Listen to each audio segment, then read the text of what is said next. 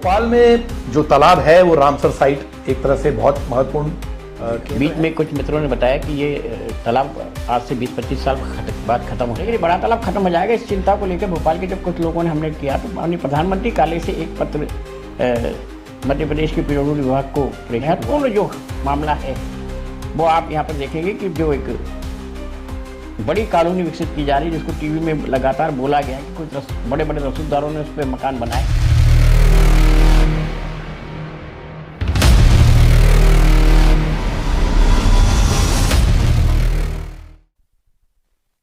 दोस्तों नमस्कार। भोपाल में वेस्टर्न बाईपास को लेकर जिस तरह का विरोध सामने आया उसने केंद्र और राज्य की कई एजेंसियों, आप ध्यान दीजिए, केंद्र और राज्य की कई एजेंसियों को सतर्क कर दिया। मध्य प्रदेश में हाल ही में इनकम टैक्स की जो छापेमारी हुई थी उसमें करोड़ों रुपया कैश, करोड़ों रुपए के लेन देन के साथ साथ भूमाफिया की जो कारगुजारी है उसका खुलासा हुआ। और ये जो खुलासा किया गया है ये काफी बड़ी पैमाने पर हुआ है और इसमें यह मांग भी हुई है कि जिस जमीन पर जो तालाब के किनारे है सेंट्रल पार्क बना है उसको ध्वस्त किया जाए। जी हां, उधर national highway authority of India ने Bhopal Indore green field corridor को इसकी घोषणा कर दी है और इसकी घोषणा करके जो है ये इशारा कर दिया है कि जो वेस्टर्न बाईपास बनने वाला था भोपाल मिसरोद से और मंडीदीप से वो अब ठंडे बस्ते में चला गया। तो क्या सही था कि जमीनों के दाम बढ़ाने के लिए बाईपास को आनन फानन में मंजूरी दी जा रही थी? भोपाल के तालाब को बचाने की जो मुहिम कुछ लोगों ने तालाब के कैचमेंट एरिया में बन रहे आला अफसरों के सेंट्रल पार्क और दूसरी चीजें, इन सबको लेकर भी बात उठाई जा रही थी। और अब जबकि सेंट्रल पार्क को तोड़ने की मांग उठ रही है तो एक बवाल सा खड़ा हो गया है। इस मुद्दे पर हमने बात की पूर्व मंत्री और वरिष्ठ बीजेपी नेता दीपक जोशी से, जो कि काफी चर्चा में थे इसके विरोध को लेकर। और आप इस इंटरव्यू को सुनिए, अपनी राय दीजिए कि इस तरह की जमीनों के जो बड़े सौदे होते हैं, जो जिस तरह से उनको लीगल किया जाता है, उस पर आम जनता के क्या विचार, हमें जरूर लिखिए।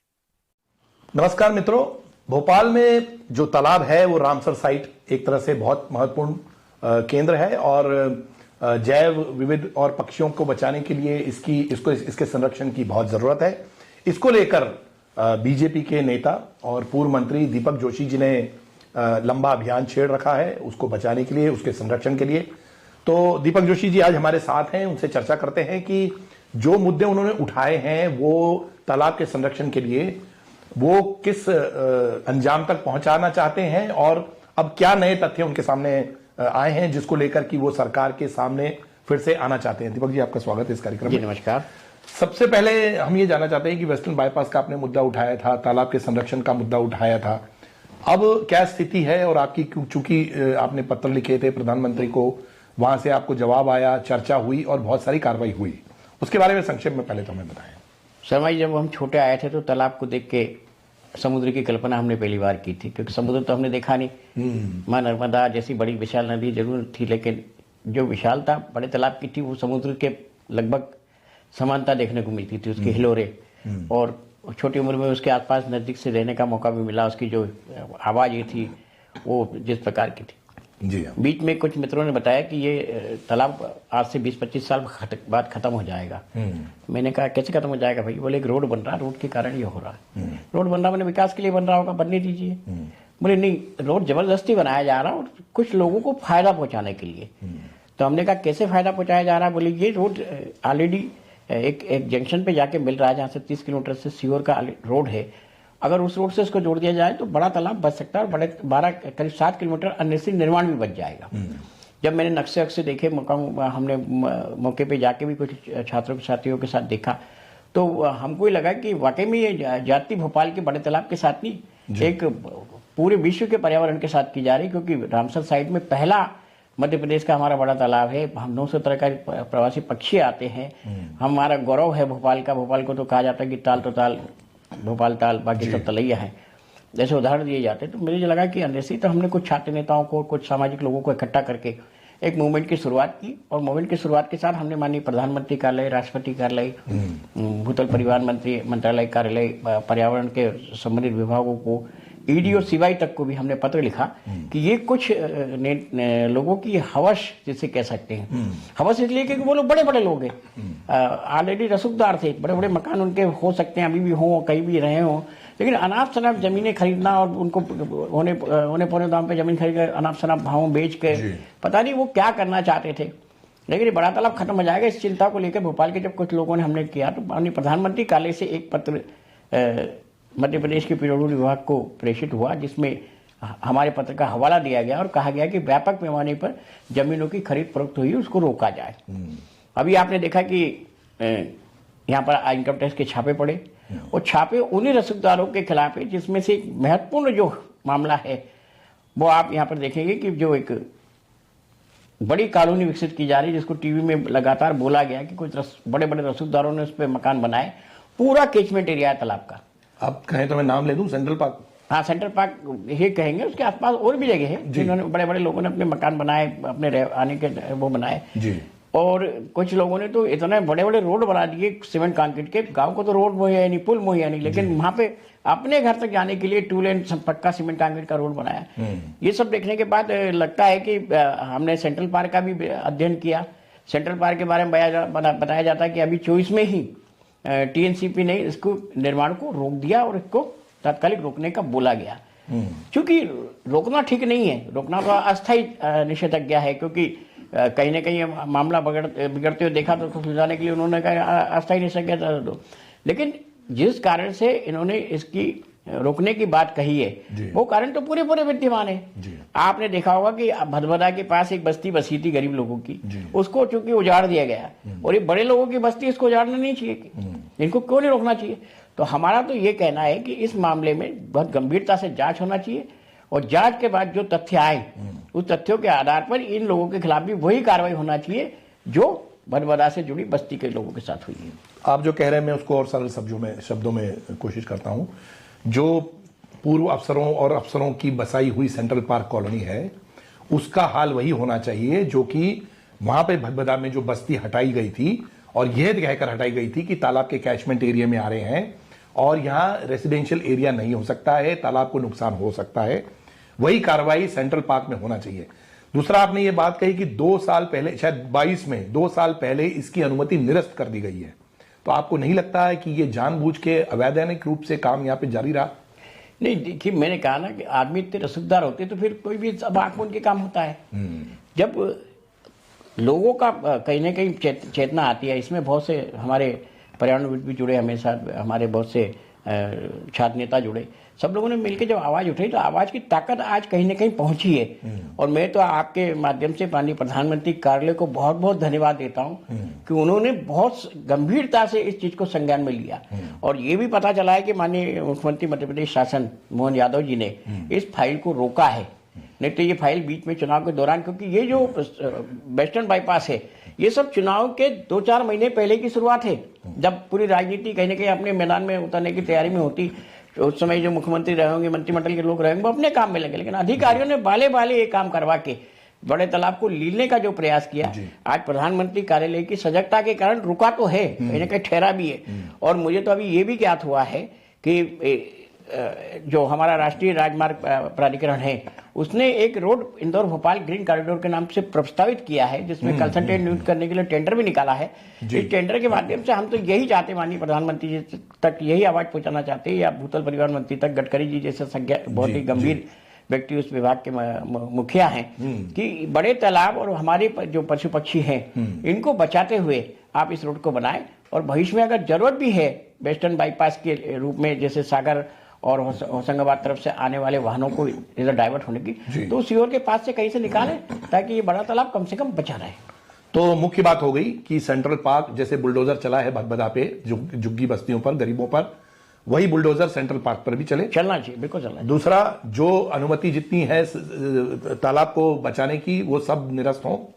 और तीसरा जो है सबसे महत्वपूर्ण, जो national highway authority of India ने ग्रीन फील्ड कॉरिडोर भोपाल और इंदौर के बीच में जो उसकी अभी जो निविदा निकाली है और जो उसकी डीएपी बनेगी, जो है डिटेल रिपोर्ट बनेगी, प्रोजेक्ट रिपोर्ट, वो तालाब को ध्यान में रखकर बनाई जाए। बिल्कुल। तो ये जो तालाब रामसर साइट के तौर पर जो है इसको संरक्षण की आपकी जो मुहिम थी आपको लगता है अभी भी अधूरी है, क्योंकि ये दोनों तीनों काम नहीं हुए अभी? नहीं, देखिए, मैंने कहा ना कि बहुत बड़े लोग हैं जी। बड़े लोग, मेरे ख्याल से आज अभी जो कुछ न्यूज के साथ पहले न्यूज भी चल रही है कि कहीं सोना पकड़ाया, कहीं पैसे पकड़ाए। अब मध्य प्रदेश तो एक खजाने के रूप में देखने लगा। मेरे ख्याल से हिंदुस्तान की हिस्ट्री में इतना बड़ा एक लावारिस गाड़ी के अंदर सोना मिलना, तो मेरे ख्याल से भारत सरकार को, अगर भारत सरकार इन्हीं जगह पे 2-4-10 जगह पे मार ले तो सोना का बहुत बड़ा भंडार मिल जाएगा। आपको लगता है सोना वाला इससे लिंक है मैटर? कहीं नहीं कहीं मेरे ख्याल से लगता है कि देखिए, अधिकारी तो वही है जी। मैं नहीं कहता कि सब अधिकारी एक लाइन के होते हैं जी। लेकिन अधिकारियों के हवस की पराकाष्ठा देखने को मिली इस चीज में। हमने देखा है अदने से 2 मोहरे अभी पकड़ाए हैं, अदने से हैं वो, मैं यही कह सकता हूँ। उसके पीछे कोई ना कोई तो होगा, सिंबॉलिक, बिना उनके शे के कोई काम हो नहीं सकता जी। लेकिन जब सरकार की नाक के नीचे ऐसे काम हो रहे हैं तो प्रदेश में बाकी जगह क्या होता होगा, ये सब हमको समय सोचना पड़ेगा, विचार करना पड़ेगा। आज जब प्रधानमंत्री मोदी जी एक सशक्त भारत के निर्माण में लगे, एक मजबूत भारत के निर्माण में लगे, और मध्य प्रदेश में इस प्रकार के खेलों, ये हमारी प्रदेश के साथ बदनामी का डर भी जुड़ गया। पूरे आज बाहर के लोग फोन लगा के पूछते कि आपका कहाँ पैसा पकड़ाया, कहाँ सोना पकड़ाया, तो ये बड़ी मध्य प्रदेश संदिग्धता के घेरे में आ गया कुछ लोगों के आचरण व्यवहार के कारण। तो इसलिए हमारा तो ये मानना है कि इस चीज को रोक लगाने के लिए काम होना चाहिए। हम पूरी कोशिश करेंगे कि ये जो सेंट्रल पार्क है जिसपे जो कि तालाब के कैचमेंट एरिया में बना हुआ है, सिद्ध हो चुका है, टीएनसीपी ने इसको रोका है। रोकने के साथ जिन बिल्डरों ने इस खेल में सम्मिलित थे उनके इनकम टैक्स के छापे भी पड़े हैं। उस छापे के बाद जिन लोगों की संलिप्तता थे वो लगभग उजागर जैसी होने की स्थिति में आ गए। तो ऐसे दृष्टिकोण में इस प्रोजेक्ट को, चूंकि सेंट्रल पार्क जैसा प्रोजेक्ट जो कैचमेंट पे बना हुआ है, इसकी सजा वही होना चाहिए जो अतिक्रमण करताओं के बड़े तालाब के किनारे जिनको दी गई थी, या अभी कुछ आदिवासियों को 40 जेसीबी और 500 सिपाही और उसके बाद आदिवासियों से जमीन छीनना। तो ये सब बातें मुझे लगता है कि एक तरफ हम दूसरा व्यवहार कर रहे हैं। अब संविधान की बात हो रही है, अम्बेडकर जी की बात हो रही है पूरे देश में, तो उस संविधान निर्माता ने सबको पावर बराबर दिया है। हमारे यहाँ का प्रधानमंत्री होगा, उसका वोट भी एक जाएगा, मेरा भी वोट एक जाएगा, एक सामान्य व्यक्ति का भी वोट एक जाएगा। तो हमको उस कानून में अधिकार तो सबको समान दिए। अधिकारों को दुरुपयोग रोकना चाहिए, और अधिकारों को दुरुपयोग नहीं, यह अधिकारों का दुरुपयोग करके अपनी हवस को पहुंचाने की पराकाष्ठा है। आप देखें इतना बड़ा तंत्र अगर यहाँ बैठा हुआ और उसके नाक के नीचे इस प्रकार के काम हो रहे हैं, और करने वाले जिनको कि इस चीज को रोकना चाहिए वो षड्यंत्र कर रहे हैं। षड्यंत्र करके तालाब जैसी चीज को खत्म कर रहे हैं। उनको शर्म नहीं आ रही कि आने वाले पीढ़ी को क्या जवाब देंगे। राजा भोज ने तो 1100 साल पहले तालाब बनाया था, आज भी हम राजा भोज को याद कर रहे हैं। क्या हम 1100 साल बाद ये याद करेंगे कि फलाने अधिकारी थे जिनके कारण से तालाब डूब गया? क्या वो अपना नाम इस चीज में लिखाना चाहते हैं?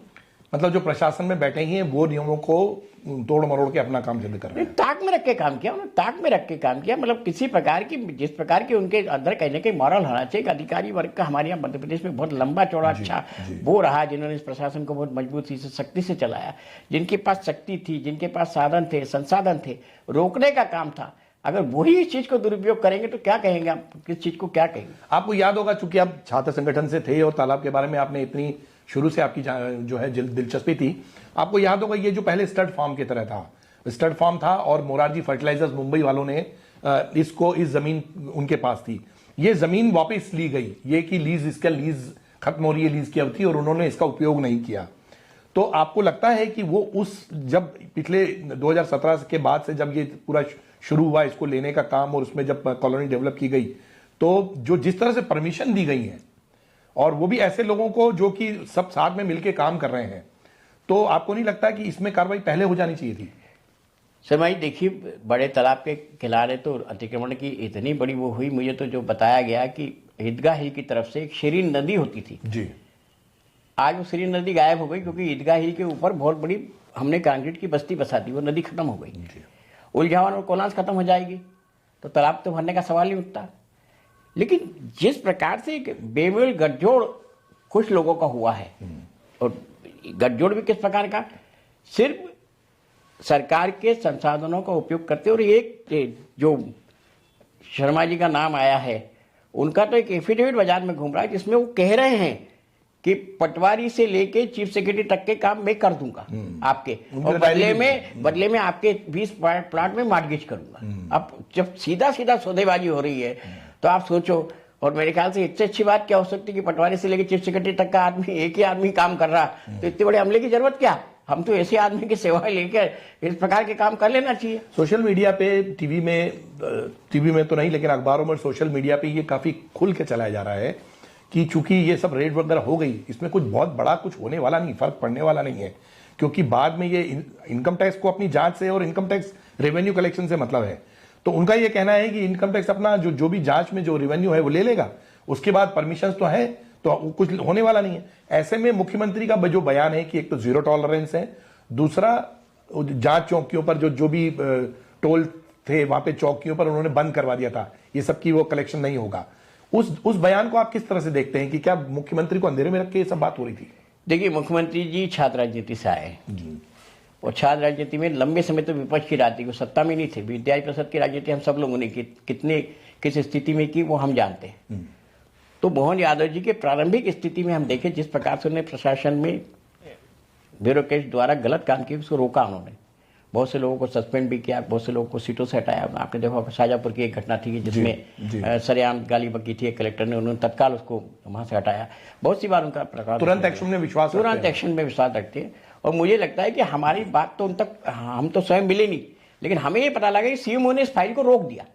तो कहीं ना कहीं मोहन यादव जी की और उनके सीएमओ की भी सजगता आज कहीं ना कहीं दिखती है। तो मुझे लगता है कि मोहन यादव जी के नेतृत्व में जो एक उन्होंने नई सरकार के साथ काम की शुरुआत की, प्रधानमंत्री जी मोदी जी के नेतृत्व में, तो वो निश्चित रूप से कहीं ना कहीं मध्य प्रदेश के लिए अच्छाई की तरफ जाएगा। और हम भी कोशिश करेंगे कि उनसे मिले। और आपने जैसे कहा कि सिर्फ इनकम टैक्स का काम रेवेन्यू जनरेट करना है, हम रेवेन्यू जनरेट करने जो उनका है वो तो अपना है, लेकिन हमें ये लगता है कि प्रधानमंत्री जी के संज्ञान में ये बात आई है। हमने ईडी और सीबीआई को भी लिखा था, हमने विभाग को भी लिखा था, लेकिन जमीनों की खरीद फरोख्त में जो व्यापकता देखने में आई कि तालाब के कैचमेंट एरिया को बेच के खा लिया और आप अपने मकान बना रहे हो, अपने रोडें बना रहे हो, तो इसको रोकने के लिए हमें लगता है कि हम शासन स्तर पे पूरे प्रयास करेंगे।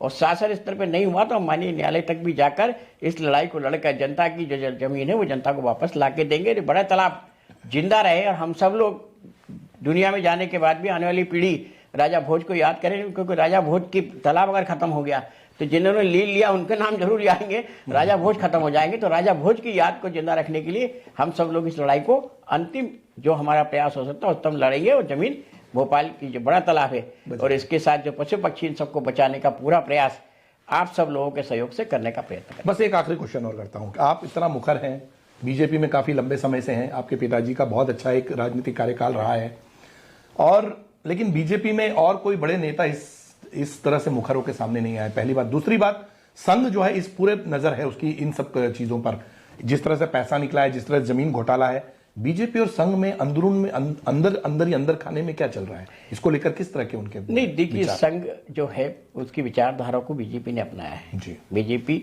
उस विचारधारा को अनुसांगिक करती है, लेकिन संघ का सीधा सीधा, मैं तो बचपन से ही राजनीति में रहा हूँ, विद्यार्थी परिषद, युवा मोर्चा, भारतीय जनता पार्टी, संघ का सीधा सीधा हस्तक्षेप हमारे यहाँ नहीं होता।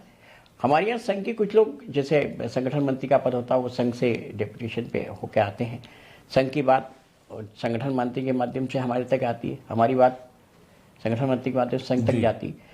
जहाँ तक सवाल उठता है कि विचारधारा की बात करने का, तो राजनीति में अब भारतीय जनता पार्टी बहुत बड़ी होगी शर्मा जी, और जब बहुत बड़ी पार्टी हो जाती है तो उसमें वो बात रहने में कहीं ना कहीं कठिनाइयाँ होती है। और उस कठिनाइयों का दुष्परिणाम आज आप देख रहे हो कि थोड़ी सी लाइन से हटती हुई पार्टी लोगों को दिखती है, और के कारण जो समाज में प्रभाव आता है, समाज के प्रभाव से पार्टी हमारी भी कहीं ना कहीं थोड़ी थोड़ी संलिप्त हुई है।